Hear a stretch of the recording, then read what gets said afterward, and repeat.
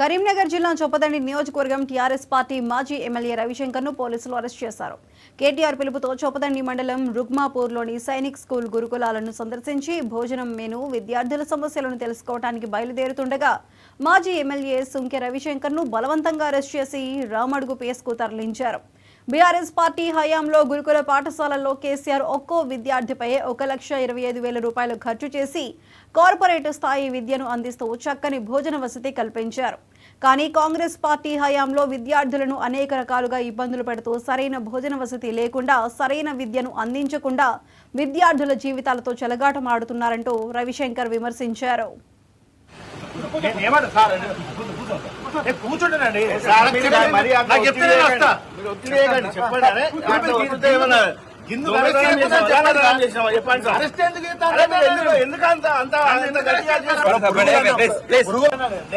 నాకు ఆన్సర్ చేయండి. మీరు నేను ఏం తప్పు చేసిన అంటున్నా, నన్ను ఎందుకు అరెస్ట్ చేస్తారు చెప్పండి. మరి నన్ను ఎందుకు అరెస్ట్ చేస్తారో చెప్పండి సార్.